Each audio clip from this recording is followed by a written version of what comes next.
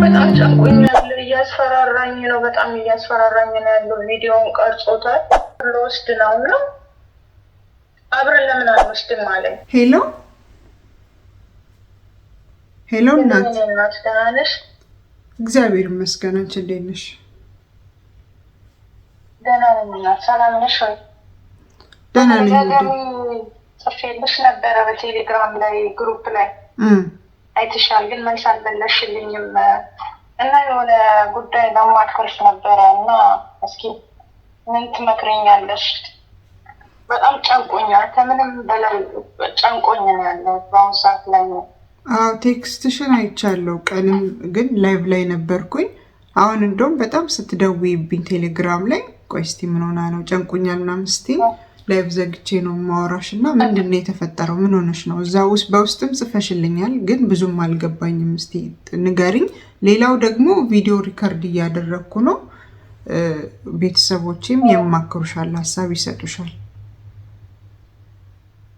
ምን ተፈጠረ መሰለሽ? የሆነ አጋጣሚ ላይ ፌስቡክ ላይ ሆነ የተዋወቅኩት ልጅ ነበረ። በተደጋጋሚ ይጽፍልኝ ነበረ። በወቅቱ እኔ አልመልስለትም ነበረ። በጣም ብዙ ጊዜ ይጽፍልኝ ነበረ። ከዛ የሆነ አጋጣሚ ላይ በጣም ደብሮኝ እያለ ጻፈልኝ ማለት ነው። ከዛ እሺ ብዬ ማውራት ጀመርን። ያው ተዋወቅን፣ በደንብ መግባባት ጀመርን። ያው ቀን በቀን በዚህ ጽፍልኝ ስለነበረ ከዛ የሆነ አጋጣሚ ላይ በቃ በጣም የሆነ ጠዋትም ማታም ቀንም በቃ ሲደውልልኝ የእውነት የወደደ የነበረ ይመሰለኝ እና ፍቅሩን አሁን ሰከንድ በሰከንድ ነበር የሚገልጽልኝ ፍቅሩን እንደወደደኝ። በቃ ፎቶሽን አይቼ ነው በጣም የወደድኩሽ ምናምን፣ በጣም ቆይቻለሁ ከወደድኩሽ ምናምን ብሎ ያው ተግባባን፣ ማውራት ጀመርን በጣም ኦኬ። ከዛ የሆነ አጋጣሚ ላይ ያው እንደዚህ በጣም ደክሞኝ ነበረ እና ሻወር ልወስድ ነው ሻወር ምናምን ስለው እሺ ችግር የለውም እኔም ሻወር ልወስድ ነው እና አብረን ለምን አንወስድም አለኝ። ከዛ እኔም ያው እየወደድኩት መጥቼ ነበረ እና ያው እሺ በቃ ምን ችግር የለውም ብዬ ስልኩን እሱን ቁጭ አደረገ፣ እኔም ቁጭ አደረግኩ። አላወቅኩም ስክሪን ሪከርድ መኖሩን እኔ አላወቅኩም ነበር። እንዴት እንደሚባል አላውቅም ነበረ።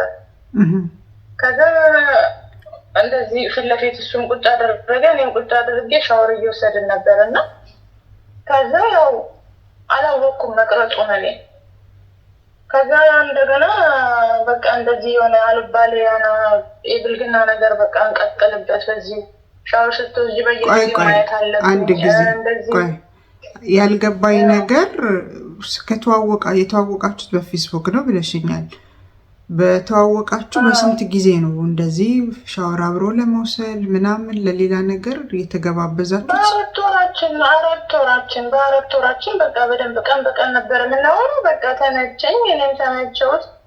በቃ ማውራት ጀመርን። በጣም ተግባባን በቃ በጣም እና እየወደድኩት መጣሁኝ። ማመንም ድረስ ደረስኩኝ። በቃ እና ረሳት ነው ከኔ ጋር የሚያወራው። በቃ የእውነትም ይወደኛል ብዬ እርግጠኛ ሆኜ በቃ ራሴ ምንም ሳልፈራ ሽንት ቤት ገብቼ ሻወር እየወሰድኩ እሱም እየወሰደ እየተያየን ነበረ ሻወር የወሰድነው። እሱ የት ነው ያለው? አንቺ የት ነው ያለሽው? እሱ የሚኖረው ሊቢያ ነበረ። ሊቢያ ነው የሚኖረው። ያው ባህር ለመሻገር ምናምን ወደ ሌላ ወደ ኤሮፕ ለመሻገር ነበረ። ኦኬ። አንቺ የት ነው ያለሽው? እና በቃ አሁን እኔ ያለሁት ዱባይ ነው እና አሁን በጣም ጨንቆኛል። እያስፈራራኝ ነው፣ በጣም እያስፈራራኝ ነው ያለው። ቪዲዮውን ቀርጾታል። በቃ ምን ልበልሽ እኔ በቃ በጣም በቃ ከአቅሜ በላይ ሲሆን ነው። እስኪ ምክር ያስፈልገኛል። ምን ማድረግ አለብኝ ብዬ ነው የኔት። እስኪ ምትረጂኝ ነገር ካለ ተረጋጊ እና አሁን አንቺ ማለት አላውቅም፣ እኔ ትንሽ ግራ ገብቶኛል። ቤተሰብ ይሄንን ነገር እለቅልሻለሁ፣ በየሚዲያው ነው የምለቀው። ይሄንን እርቃንሽን ቆመሽ ሻወር ስትወስጂ ማለት የላከልኝ የራሱን ፊት ደብቆ አይታይም። እሱ የኔ ብቻ ነው የሚታየው። የኔ ልኮልሻል እንዴ? የሚታየው ቀርጾ የቀረጸው ነበረ። ወደ አሁኑ አጠፋ፣ እንዳላየው አጠፋ። ይቼ ብቻ ወደ አሁኑ አጠፋብኝ እና በጣም ጨንቆኛል ከምንም በላይ በቃ ምን ልልሽ እንደምችል ራሱ ግራ ገብቶኛል። በቃ ሁሌ ማልቀስ ነው ስራዬ። በጣም ጨንቆኛል፣ ብቻዬን እየተጨነኩ በቃ ራሴንም ለማጥፋት ሁላ ተዘጋጅቼ ነበረ። በቃ በጣም ከባድ። ተረጋጊ። ኖ ይኸውልሽ ምን አለ መሰልሽ፣ ምንም የራቁት ፎቶ የራቁት ቪዲዮ ማለት ምንም ማለት አይደለም። ሁሉም ሰው ራቁቱን የተፈጠረው። አንቺ አሁን ጥፋተኛ ነሽ ብዬ አንቺን መውቀስ በዚህ ሰዓት አልፈልግም፣ ግን በጣም በአጭር ጊዜ በ4 ወር ውስጥ ፌስቡክ ላይ ለተዋወቅሽ ሰው ተነስተሽ ይህን ሁሉ ነገር ባታረጊ መልካም ነበረ። ካደረግሽ ግን ከዚህ በኋላ መንኩትና በቃ እሱም ሻወር እየወሰደ ነው፣ እኔም እየወሰድኩ ነው። በቃ ስክሪን ሪከርድ ያደርገኛል ብዬ በፍጹም አላመንኩትም። ማለት በቃ ከሚያሳየኝ ነገሮች በቃ ምንም ጥርጣሬ የለኝም ነበረ፣ አምኜው ነበረ ሙሉ በሙሉ ነው። ግን ማሬ ማመን እኮ እኛም እኮ ሴቶች ሁላችንም ሰው ሀገር ስንኖር የብቸኝነት ስሜት ይሰማናል። እንዴት አደርሽ፣ እንዴት ዋልሽ፣ ዛሬ ምን ለበሽ፣ መዳም ምን አይነት ሩዝ ቀቀለች ምናምን ብሎ የሚጠይቀንን ሰው እንወዳለን።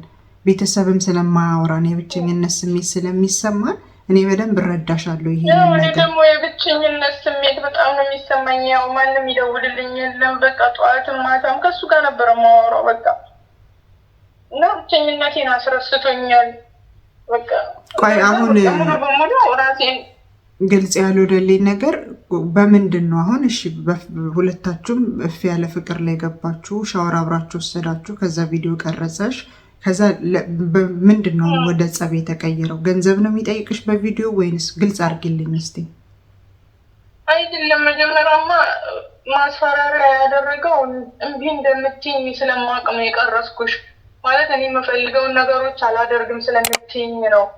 ይህንን አጋጣሚ ተጠቅሜ እሺ እንድትይኝ ለማስፈራሪያ ነው የያዝኩት ነው የሚለኝ። ብርም አልጠየቀኝም፣ ግን በጣም እያስፈራራኝ ያለው እኔ የምፈልገውን ነገር አድርግልኝ፣ እንደዚህ በቃ እርቃንሽን ሆነሽ እንደዚህ ልጆችሽን እየነካካሽ ምናምን ማየት እፈልጋለሁ እያለ ያስፈራራኛል። እና እኔ ደግሞ ያንን ማድረግ አልፈልግም። ያ ስህተት እያለ ደግሞ ሌላ ሁለተኛ ስህተት መሳሳት አልፈልግም።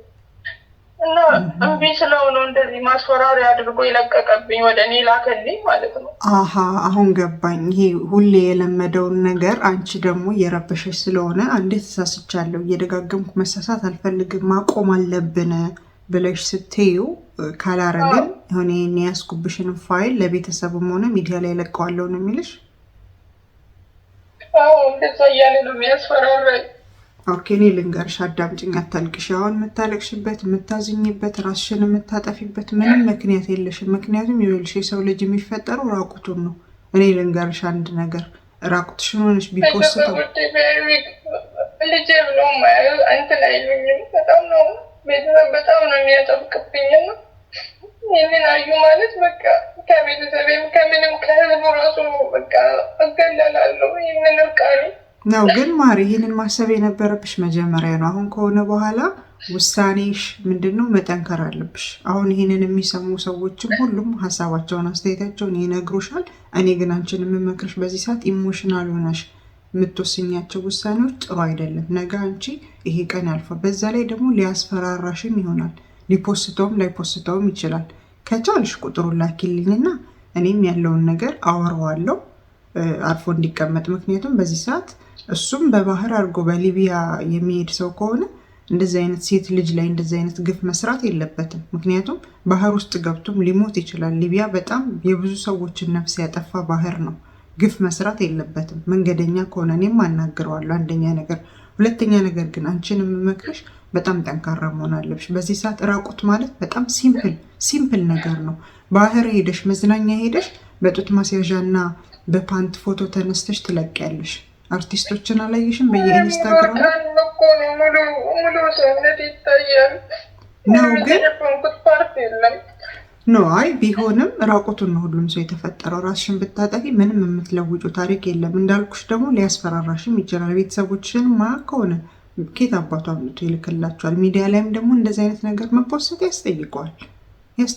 እዛ አካባቢ ሊቢያ ልጁ ያው ሰፈሬ ምናምን እንደዚህ ስናወራ ተነጋግረናል። እንደዚህ አይነት ሰፈር ነኝ፣ እንደዚህ አይነት ሰፈር ነኝ፣ በዚህ ቅርብ ነው ለእኔ እሱ።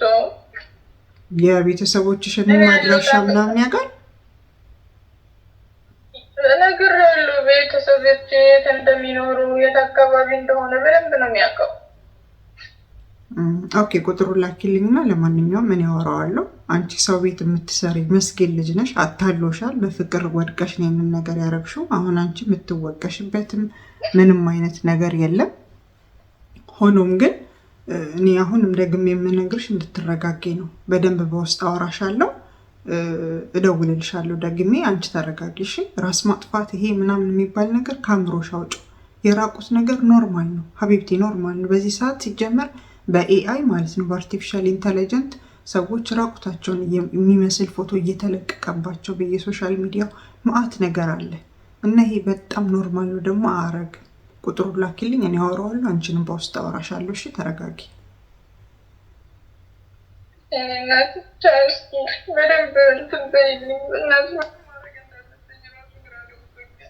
ምንም ችግር የለም። በቃ ተረጋጊ። የሚያስለቅስሽ ነገር የለም። አወራሻለሁ። እሺ አይዞሽ የኔ እናት። ዝግ፣ እደውልልሻለሁ።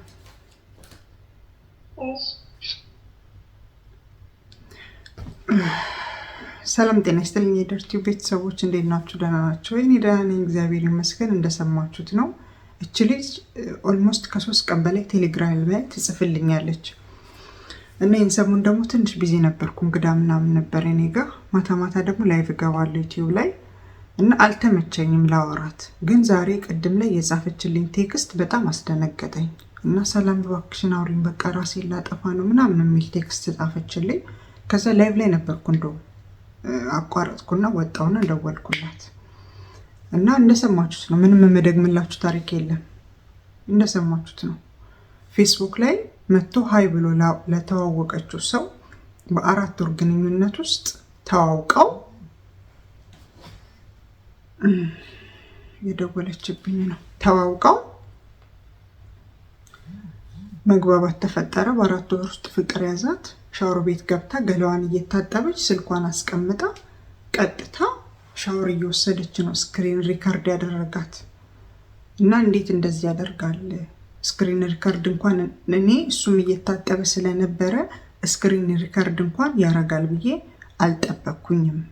ስክሪን ሪካርድ እንኳን የሚባል ነገር እንዳለ አታውቅም ይችልች። ኢማጂን እንግዲህ ዱባይ እየኖረች ስክሪን ሪካርድ የሚባል ነገር እንዳለ አታውቅም። እኔ ምንም የምለው ነገር የለም። ታሪኩን ሰምታችሁታል። የልጁን ቁጥር ተቀብዬ እኔ ለማውራት እሞክራለሁ። በተረፈ ዩቲዩብን የምትከታተል ሰው ስለሆነች በቻላችሁት መጠን አእምሮ የሚነካ ነገር ሳትናገሯት አበርቷት፣ አጠንክሯት፣ አይዞሽ በሏት። ሌሎቻችሁ ደግሞ ትምህርት የሆነ ነገር ሁሌ እናገራለሁ እኔ ስለ ርቀት ፍቅር በተደጋጋሚ ብራችሁን አትበሉ ምናበቅ ቪዲዮ አለ ስለ እንደዚህ አይነት ነገር። ከሰሞኑ እንኳን አውርቻለሁ ስለ እንደዚህ አይነት ቶፒክ። ለወንድ ብራችሁን የምትሰጡ ምናምን ብዬ ገብታችኋል። ግን ይሄ ነገር እየተደጋገመ አሁን ሰው እንዴት ገላውን ሲታጠብ ሞባይሉን አስቀምጦ ቀጥታ ይታጠባል? ማይቀርጽ ሰው እንኳን ቢሆን እንዴት እንደዚህ አይነት ነገር ይደረጋል? ማኦል ያኔ እኔ ለማንኛውም ብዙ ማለት አልፈልግም። ምክንያቱም አሁን ያለችበት ነገር ጀጅ የምትደረግበት እንዴት ታረጋለሽ እንደዚህ ታረጋለሽ የምትባልበት ሰዓት አይደለም። ውስጤ ቅጥል ብሏል ስትናገር። ይህንን ታሪክ ስትነግረኝ ውስጤ እንዲህ የተላወሰው። አጠገቤ ብትኖር እንዲህ ብጎርሳት ሁሉ ደስ ይለኛል። ግን በቃ አምቄ ሆልድ አድርጌ ነው ስሜቴን ያወራኋት። ለምን አሁን ያለችበትን ነገር የምትወቀስበት ሰዓት አይደለም። ልጅቷ ኢሞሽናሊ በጣም አእምሮዋ ስነ ልቦና ተጎድቷል። መረዳት ነው የምትፈልገው። የምትረዳው ደግሞ አይዞሽ በመባል ሀሳቦችን በመስጠት እኔ ልጁን ለማዋራት እሞክራለሁ። ያለውን ነገር አሳውቃችኋለሁ። እዚህ ቪዲዮ ስር ግን የዚህን ጉዳይ ሀሳብ እናንተም ሀሳብ ስጡበት። ምክንያቱም ይደርሳታል፣ ታነባለች። ከቻላችሁ መጥፎ ነገር አትናገሩ። በሌላ ቪዲዮ እንገናኛለን። ወዳችኋለሁ። መልካም ጊዜ። ባይ ባይ።